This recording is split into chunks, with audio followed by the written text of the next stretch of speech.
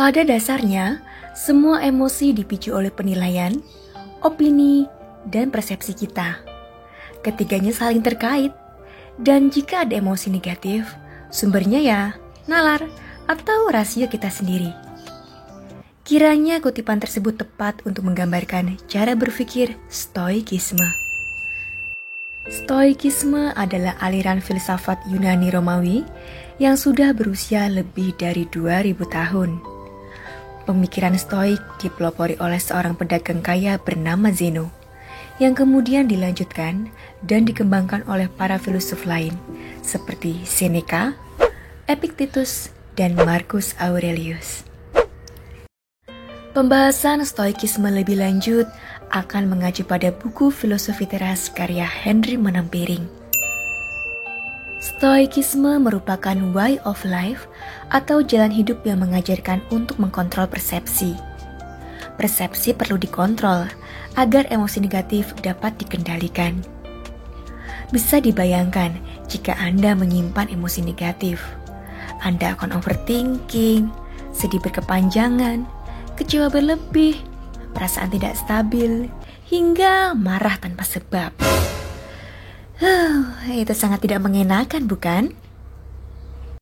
Saat kita merasakan emosi negatif, kita dapat menerapkan stop atau berhenti begitu merasakan emosi. Secara sadar, kita perlu berhenti dulu. Jangan larut dalam perasaan tersebut. Think and assess, dipikirkan dan dinilai. Sesudah menghentikan proses emosi, kita bisa berpikir secara rasional dan menilai apakah perasaan ini bisa dibenarkan. Contoh ketika kita terkena macet, ini di luar kendali, tapi toh ngamuk-ngamuk tidak bisa mengubah situasi. Respon, sesudah kita berpikir secara rasional, kita dapat merespon dalam bentuk tindakan yang akan kita ambil.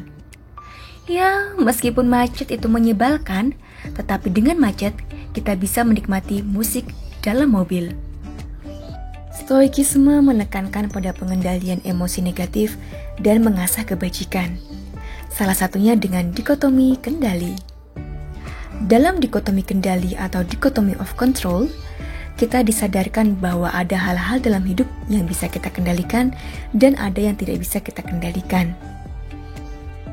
Adapun contoh yang tidak di bawah kendali kita antara lain opini orang lain, tindakan orang lain, kekayaan, reputasi, peristiwa alam, harga saham, dan lain sebagainya.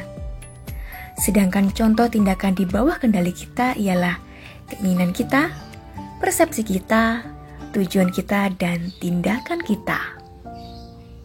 Sebagai manusia pada umumnya, tentu kita menginginkan hidup yang nyaman, dengan banyak uang, sehat, dihormati, dan memiliki reputasi baik. Namun, hal-hal yang kita inginkan tersebut berada di luar kendali kita. Yang mana jika kita terobsesi pada hal tersebut, kita akan kecewa. Dengan kata lain, kita tidak bisa menggantungkan kebahagiaan dan kedamaian pada hal-hal yang tidak bisa kita kendalikan. Kaum Stoa beranggapan, jika menggantungkan kebahagiaan pada hal-hal di luar kendali, sama dengan tidak rasional.